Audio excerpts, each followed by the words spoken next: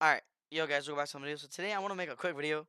So y'all know the RX 9060 XT 16 gigabyte and the 9070 and the X 9070 XT, blah blah blah blah blah. We all know and the 8 gigabyte sucks. We are not gonna talk about that. Sorry, I just yawned. Anyways, tell me how this one guy. It surprised me when I was looking down the comments of this one video. This guy really says I'm gonna summarize it. So he was talking about this guy is talking about the fact that all the 60 class models, class cards, are only for 1080p. Yes, is that majority true? Absolutely. But keep this in mind. How come? First of all, how come most of the time are they always giving? They're first of all they're always giving us 8 gigabytes, even nowadays. With the 5060 only getting 8 gigabytes, the 9060 XT 8 gigabyte that only has 8 gigabytes, the 5060 Ti 8 gigabyte, which is insane. It only has 8 gigabytes. Like, I know I said that twice. I lost my train of thought for a second. And then you eventually have to go for the 16 gigabyte models.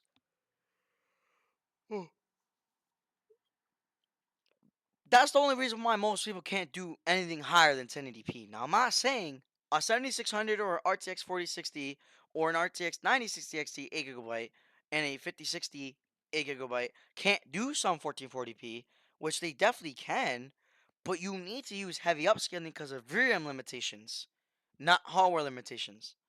I understand, yes, the memory bus is pretty low, but RDNA 4 is extremely efficient and fast and much faster than RDNA 3. And not only that, the memory speed is a little bit higher than the memory bandwidth and everything. And the raw specs are much higher than uh than RDNA 3 on the 9060 XT 16 right? So that also counts to like. Also, by the way, AMD and like Nvidia use their own like technologies or add other things. Like Nvidia likes to add a bunch of L2 cache for extra performance to reduce like bottlenecks to increase performance. I think. Like you know how so you know how like on CPUs we add like the extra ED chips on Ryzen CPUs. They actually add extra L3 cache to it to sorry I'll yawn again to increase performance. It's the same thing on a GPU. AMD has its own Infinity uh cache technology, which is basically like L3 cache on the GPU's die, where there's a certain amount of it. It's only like 32 megabytes, but that helps a shit ton for like giving you effective bandwidth. Like that's why it could do really well at 1440p, but since it doesn't have the full on raw specs, you can't do 1440p ultra on every single game. But since I said all that, this guy thinks that just because you can't do ultra in every game at 1440p with the 9060 XT 16 gigabyte, that means it's a 1080p card now. Think about it. Does that make sense? How can a card be a 1080p uh considered 1080p all because it can't do 1440p ultra? Like I'm sorry, but like no one's buying a 9060 XT 16 gigabyte or even a 5060 Ti 16 gigabyte for 1080p gaming. Realistically, no one really is. Like like the fact that like people would argue that it's not is insane to me. And also, then this guy has the audacity to say like gives me performance benchmarks, which is fine because all these newer titles or some of these titles that have been out for a while now, like for like good 3 to 5 months, have not been well optimized yet, or these devs are just too lazy to even bother to try to continue optimizing a game. Like Borderlands 4 is such a great example how terribly optimized the game is. Even a 5090 actually struggles at 4K. That's sad. Like it's sad. Um third time's the charm. Let's go, or fourth time's the charm.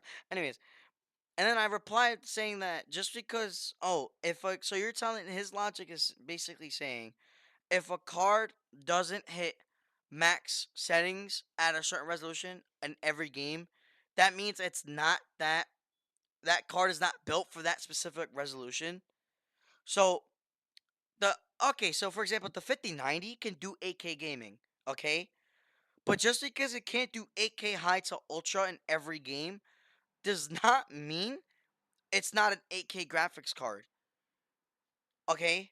Now, mind you, I get that sounds ridiculous, but 8K is possible on that card.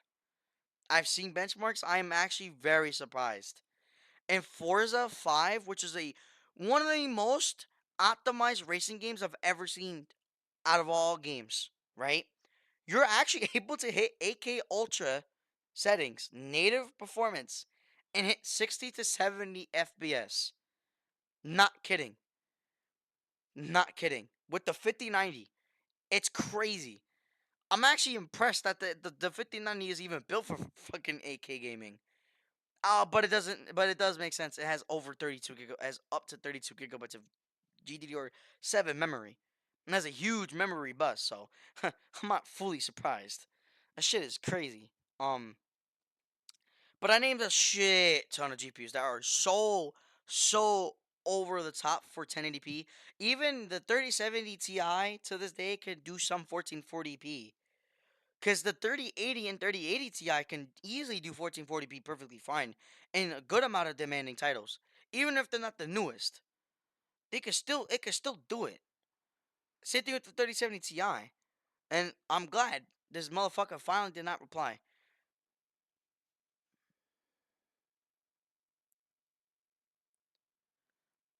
Um and there's another video I'm not really gonna get into that had this guy say like, oh, this YouTuber is benchmarking the 9060 XT 16 GB with the 9700X, but at 1080p. And I put in the comments, why, like, I was getting upset the fact, I was a little annoyed the fact that he was doing all these in 1080p, not 1440p. Like, it is really, really dumb to buy a 1080p, a card that's for 1440p, and you're gonna play on 1080p. It's like me buying a 4090 for 4K, but I'm only gonna play on like 1080p and 1440p only. Like, that makes no sense. I mean, yes, the 4090 is really, really good for 1440p, but also it's really, really good for 4K too. Most people would never touch 1080p on that. Same thing, why the fuck would I touch 1080p on a 1440p graphics card? In fact, the 9060 XT 16 GB can do a little bit of 4K with some upscaling. You could probably do 4K medium settings natively in a lot of games that hit like a good 60 average, probably. Maybe dips to 50s, but for the most part, you should be able to hit 60 FPS. You at least should. Not guaranteed, but you should. I mean, it's more chance of that happening in esports titles, but still, it could do some 4K gaming, just in more lighter tables or just very well optimized games. But other than that, like that's all I gotta say. Another thing, um, yeah, I don't know. Um, right now I'm just waiting for a game that I will start uploading videos about it soon. Actually, I might make a video about that today. This game called Bloodstrike. I'm pretty sure a lot of people know what this game is. Um, they're about to update it tonight. Around, I think it might update for me around 8 o'clock p.m. Maybe around like 8:20, 8 or 8:15, technically, which is still like about almost still 4 hours ish. It's about to be 3 hours away from now. But but yeah, that's really about it. Yeah, that's really it. Um, but if anyone does see this, please explain and please tell me how the hell is the 9060 XT 16 GB or even the RTX 5060 Ti 16 GB are both 1080p cards? Explain how the hell are they? Because you probably can't. Because there's too much proof that these cards are built for 1440p. Now I'm not saying they're not perfect for 1440p by any means, no, but they're definitely built for it. I mean, are we gonna say the 7700 XT can't do 1440p high to ultra? because it only has 12 gigabytes. No, it can actually do 1440p high to ultra perfectly fine natively in a lot of games. That's what it's built for, and it's excellent for 1080p, but slightly overkill for 1080p, slightly. And it's actually maybe even slightly a little bit, just slightly a little bit for 1440p as well. So hit it with the 9060 XT 16 gigabyte. It's actually overkill for what I need, but I want to do 1440p. So yeah. Anyways, see ya.